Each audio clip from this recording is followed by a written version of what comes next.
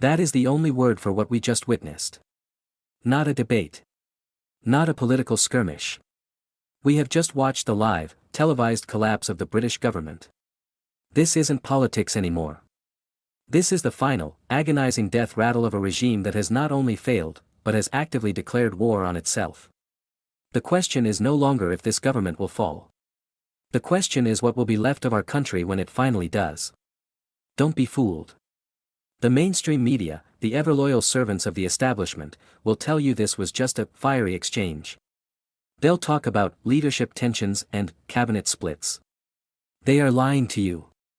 They are deliberately downplaying the sheer scale of this betrayal because the truth is too terrifying for them to admit. This isn't just a government in chaos. This is a government that is actively cannibalizing itself, and using the levers of power to do it.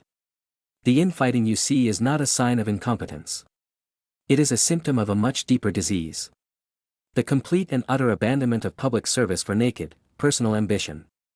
It's the final, frantic scramble for power and position by a gang of political arsonists, fighting over the scraps of a nation they have already set ablaze. They call it the lobby. A cozy club where political editors trade their integrity for a juicy quote, a whispered rumor from a source close to the minister. They become part of the machine, stenographers for the state, feeding you the lines they've been given over a cheap glass of wine, normalizing a level of decay that should be a national scandal. Keir Starmer stood at that dispatch box today, a hollowed-out man, a ghost haunting the corridors of a power he never truly possessed. He claims he didn't authorize attacks on his own cabinet. Think about that. The Prime Minister of Great Britain has been reduced to denying he gave the order for his own office to brief against his most senior ministers. He has lost control.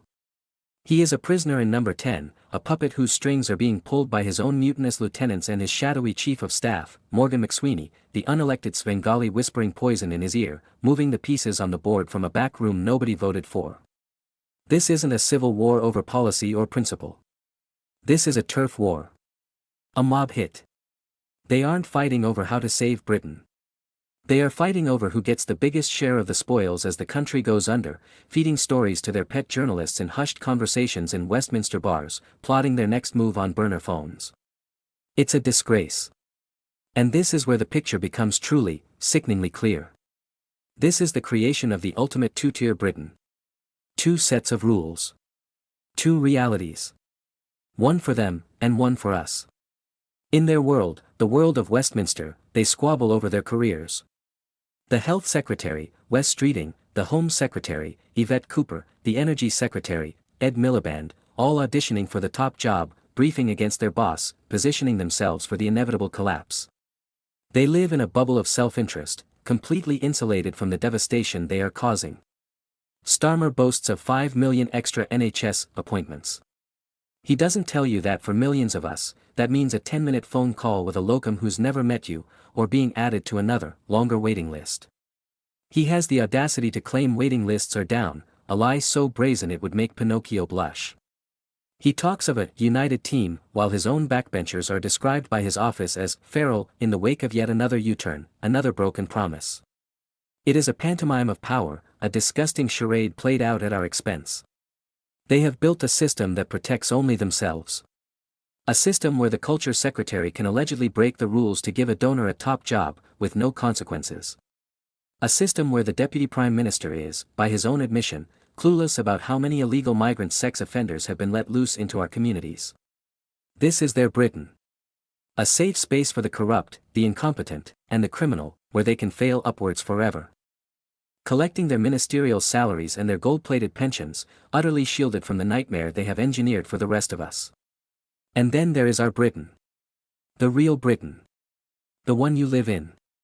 The one they have sentenced to decline and decay. While they play their leadership games, 180,000 more of our people have lost their jobs. Unemployment is back to the levels of a national lockdown, but this time, there is no furlough, no support. Just the cold, hard reality of a broken economy. Starmer dares to talk about growth as businesses shut their doors and high streets become ghost towns, boarded up and abandoned. He dares to talk about investment while his own disastrous budget has triggered what is rightly called the tax doom loop. It's a death spiral, designed in the halls of Westminster to bleed you dry. You work harder, so they tax you more. The economy shrinks because of those taxes, so their only answer is to tax you again. It is economic sadism. It is the punishment of the productive to reward the political class. And what about the services you pay for? What about law and order? They've effectively decriminalized theft. Your local police force, hollowed out and brainwashed by woke ideology, will give you a crime number for your insurance, but they won't even investigate your home being ransacked. Yet, at the same time, they have the resources to hunt down people for saying the wrong thing online. That's their priority. Protecting their ideology, not your property. Protecting the feelings of the few, not the safety of the many. And our schools? Crumbling. Literally. They posture and promise reviews and inquiries while children sit in classrooms with ceilings that could collapse at any moment. Your child's safety is less important than a focus group report on gender pronouns.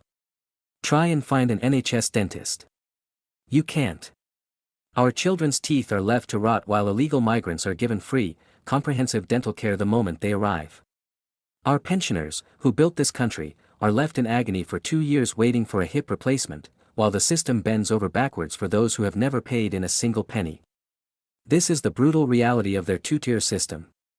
And when he's confronted with this nightmare, what is Starmer's solution? Not to cut the waste. Not to slash the foreign aid budget. Not to end the billions spent housing illegal migrants in 4-star hotels. No. His answer is welfare giveaways. Not to help the genuinely needy, but to buy votes. To bribe the public with their own money in a desperate, pathetic attempt to save his own skin. It is the most cynical act of a dying regime. He is sacrificing your long-term prosperity for his short-term survival. He is taking from your pocket to fund their own re-election campaign. It is unforgivable. It is a profound act of betrayal against every taxpayer, every family, every pensioner in this nation. The villain of this piece is clear. Sir Keir Starmer. A man so weak, so utterly devoid of principle, that his only defense is to blame the government that came before. He's been in power for years, yet he still acts like he's in opposition. He is a professional victim, a perpetual whinger, incapable of taking responsibility for the chaos he has personally unleashed. He is a coward.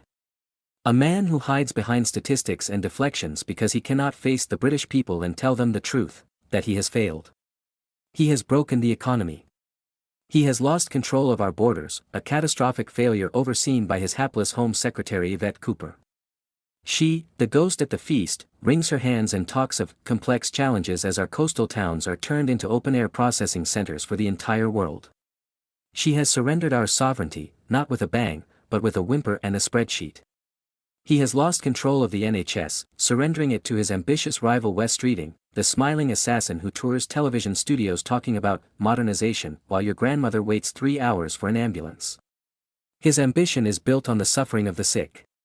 He has surrendered our energy security to the failed ideologue Ed Miliband. The ghost of failures past, who has been given the keys to our entire economy. His net zero crusade is not an environmental policy, it is a religious dogma, and you are the heretic being burned at the stake of your own energy bill. He is sacrificing our industrial base, our jobs, our standard of living, on an altar of climate alarmism, all to appease his globalist friends at Davos.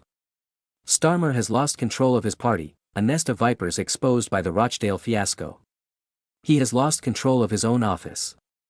He stands there, a pathetic figurehead on a sinking ship, insisting the voyage is going splendidly. He is a liar. And behind him, the entire political establishment is complicit. And where is the opposition in all this? The Conservatives.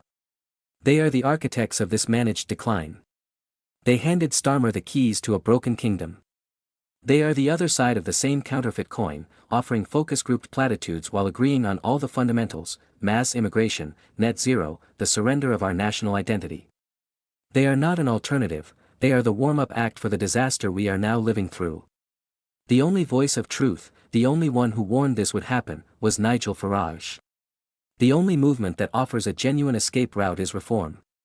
They were ridiculed, smeared, and dismissed by the very people now presiding over this collapse. The heroes of this story are not in Parliament. The heroes are you. The British people. The ones who get up and go to work every day, despite being taxed into oblivion. The ones who raise families and care for their communities. The ones who see through this entire rotten charade and know, in their bones, that we deserve better than this humiliation. This is not a government in crisis. This is a nation in crisis. The feral infighting of the Labour Party is not just a political story, it is a warning. They are showing you who they really are. They are vultures, circling what they believe to be a carcass. They see Britain not as a country to be served, but as an asset to be stripped. They are like heirs to a great fortune, fighting over the silverware in a burning mansion, oblivious to the flames consuming the foundations. They are not leaders. They are scavengers. They are the administrators of our national decline. As they plot and scheme and brief against one another in their Westminster palace, they have forgotten one crucial thing. They have forgotten who they work for. They have forgotten that the power they wield is only loaned to them by us, the people. And that loan is long overdue. This entire rotten structure is built on one lie, that we need them. We don't. They need us. They need our money, our compliance, our silence. And that silence is now being broken. So I ask you this, as they tear each other to pieces for the scraps of a broken kingdom, who is left fighting for you? If you believe this country is worth more than their pathetic power games, share this video. Force your friends and family to watch it. Let them know we are awake, we are watching, and we will not be silenced by their lies. Comment below with one word you would use to describe this government. And subscribe to this channel, because together, our voice is the one thing they truly fear.